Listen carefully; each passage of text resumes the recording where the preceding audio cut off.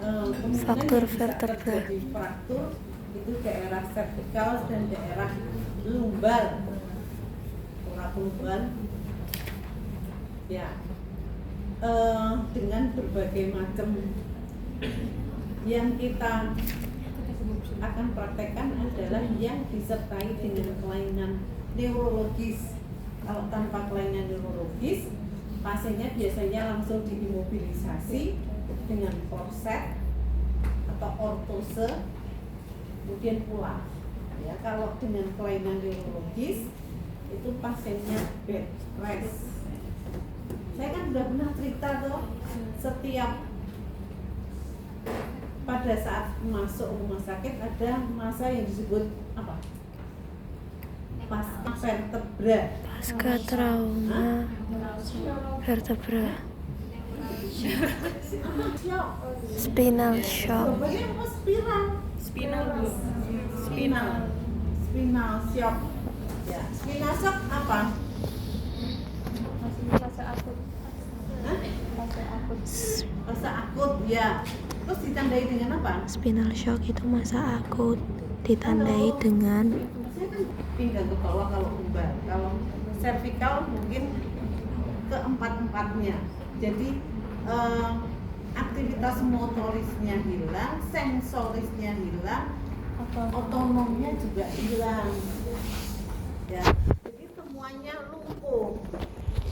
Di saat awal itu semua baik yang mengalami kelainan neurologis ataupun tidak. Nanti yang tidak mengalami kelainan neurologis itu kemudian spinal shock-nya ini akan hilang dengan sendirinya, kemudian diikuti dengan perbaikan.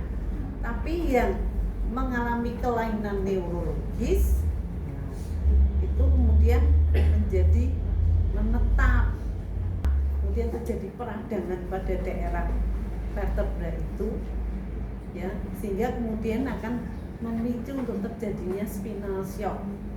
Ya, tapi kalau tidak ada kelainan neurologis, artinya kolumna vertebralis itu masih sehat, masih aman, ya, spinal shock-nya itu hilang tanpa menimbulkan gejala. Tapi dengan kerusakan kolumna vertebralis, ya, pada saat spinal shock-nya hilang itu ya tetap tidak ada gerakan motoris, sensorisnya juga rusak, kemudian otonomnya juga rusak. Pasiennya paraplegi sama paraparesis itu apa? bedanya paraplegi dengan parapalesis adalah Nilai ototnya. paraplegi nggak ada nilainya. nilai otot. Ototnya mungkin nilainya hanya 1, 2 atau 3. Tapi kalau paraplegi ya sama sekali nggak ada. Parapalesis masih ada nilai ototnya.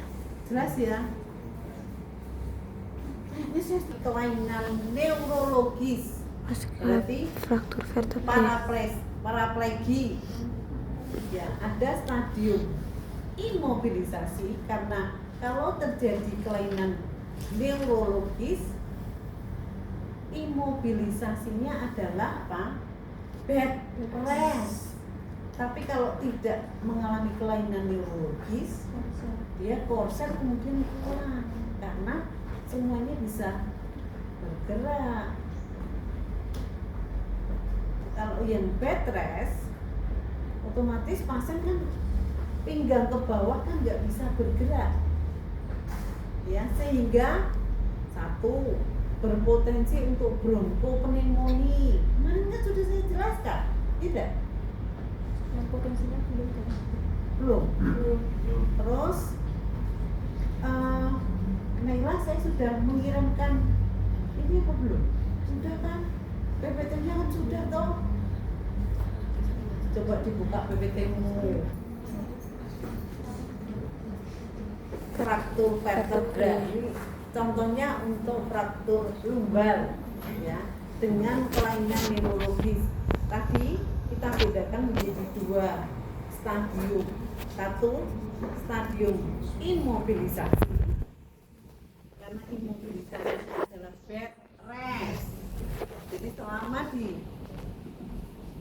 tempat tidur itu pasiennya akan berpotensi untuk terjadi bronkopneumonia, berpotensi dekubitus. Kenapa berpotensi dekubitus?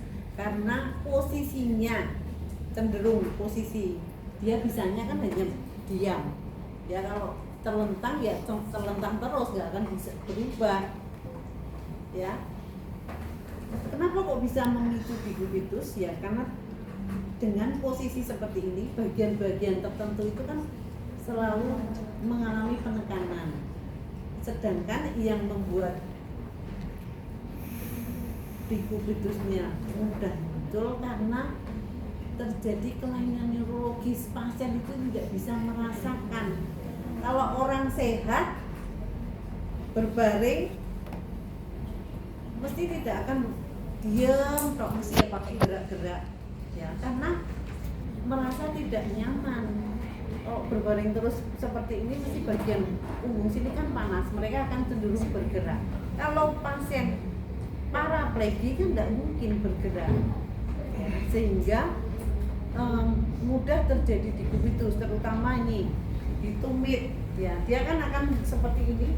Di daerah tumit ini gampang terjadi dekubitus. Kemudian di daerah pantat,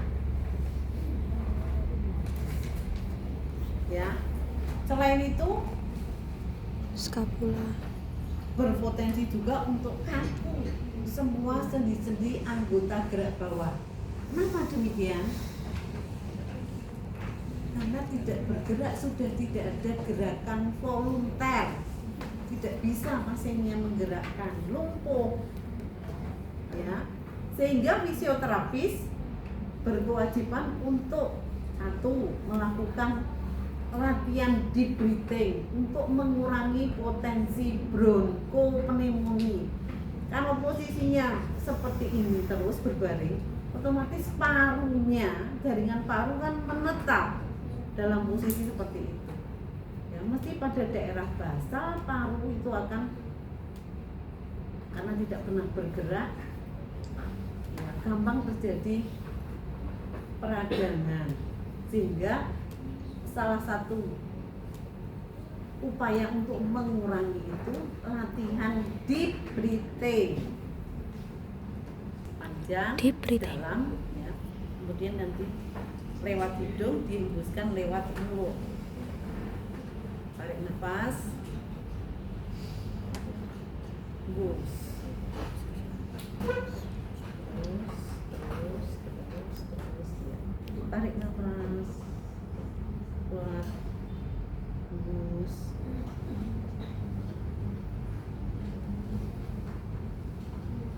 Sekali lagi, tarik nafas.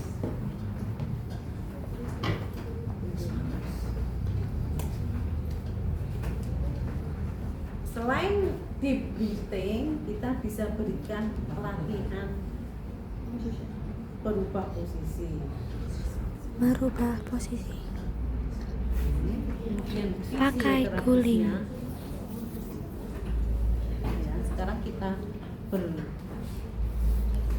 berbaring miring ke kanan, ya. Siap, 1, 2, 3. Maksudnya biar bareng.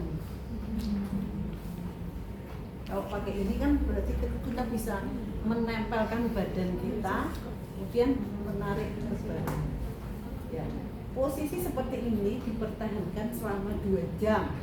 Ya, paling enggak ini akan merubah posisi parunya.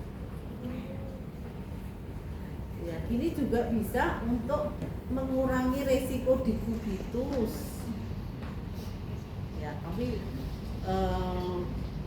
dekubitus itu kan bisa satu dengan cara menjaga kebersihan tempat tidur, kemudian selalu mencuci, jadi badannya itu selalu dilap, disabun, tapi ya tetap resikonya tetap ada karena banyak pasien yang paraplegi itu mesti mengalami dekubitus, kecuali yang kebersihannya bagus, kemudian selalu diperhatikan dengan baik. Tapi kalau orangnya teroboh, itu mesti gampang sekali dikubitus. Dikubitus itu bisa sampai ya 1, 2, 3 ya.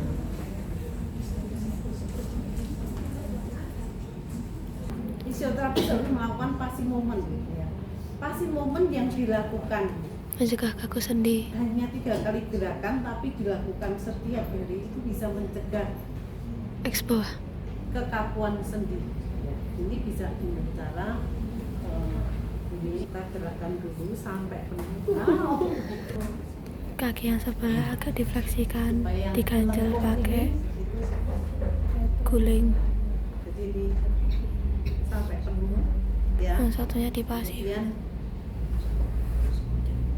untuk sendi hip sama sendi lutut kalau dilakukan dengan ROM penuh 3 kali sebenarnya sudah cukup ya. Ya, kemudian untuk sendi pergelangan kaki yang mestinya harus dengan sampai ininya tertarik ya.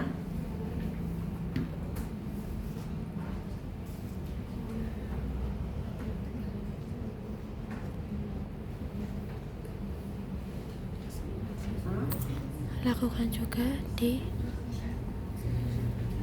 sebelahnya. Kan pasti akan terjadi kekakuan di tungkai ya, itu akan membatasi transfer ambulasi. Kalau dia berpindah tempat masuk kakinya wetenteng gini terus. Nah, kalau dia bisa ditekuk kan lebih memudahkan dalam transfer ambulasi. Terus pakai celana kan mesti harus menekuk, celana panjang ya. Kalau pasiennya kaku semua posisi seperti ini, pakai celana panjang kan susah banget, mesti harus dipakaikan. Padahal kan paraplegi walaupun pakai kursi roda kan dia mestinya harus apa-apa sendiri ya, dengan menjaga atau memelihara LGS sendi-sendi pada tungkai itu tetap ROM-nya penuh walaupun tidak ada kuatan ototnya. Dia tidak bisa menggerakkan sendiri, tapi kalau digerakkan oleh fisioterapis atau kalau di rumah digerakkan oleh keluarganya, maka tidak akan terjadi keterbatasan LGS untuk tungkai bawah, yang akan memudahkan pakai celana, pakai sepatu, kemudian transfer pindah dari bed ke kursi roda ke kursi ya. Bayangkan kalau kakinya ada yang kaku seperti ini, lututnya kaku, transfernya kan susah ya. Jadi ini selama masa imobilisasi. Kemudian untuk persiapan mobilisasi, seorang paraplegi harus dioptimalkan kekuatan otot-otot anggota gerak atasnya, karena dia harus pakai kursi roda, itu harus kemudian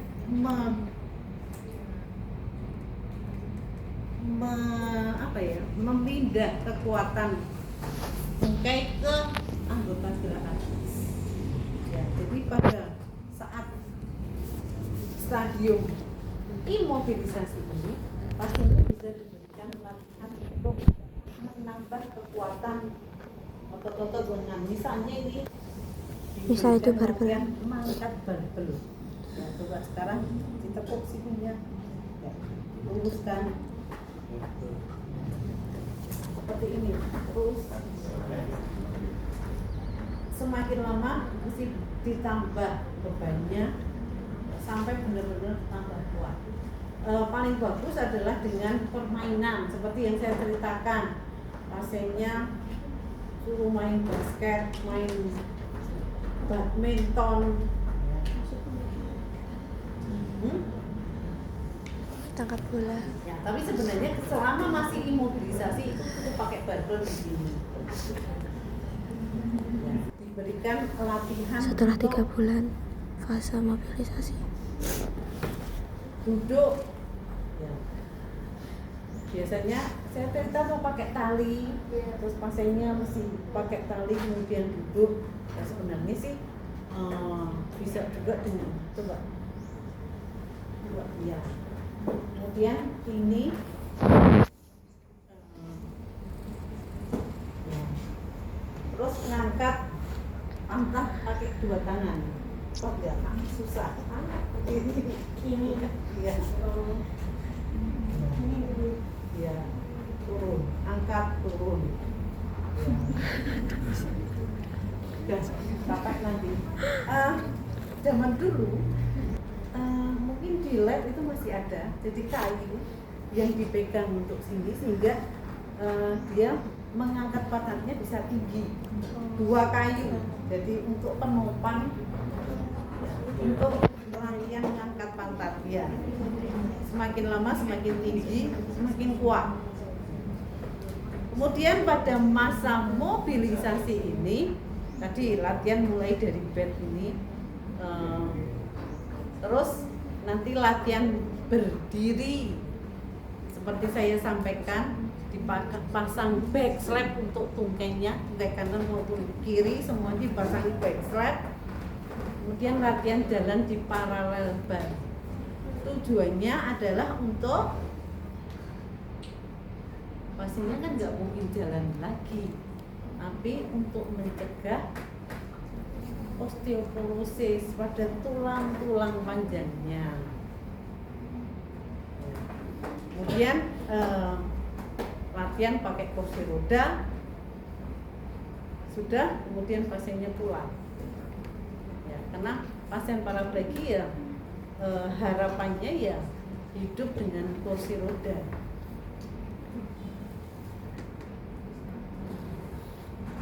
Jadi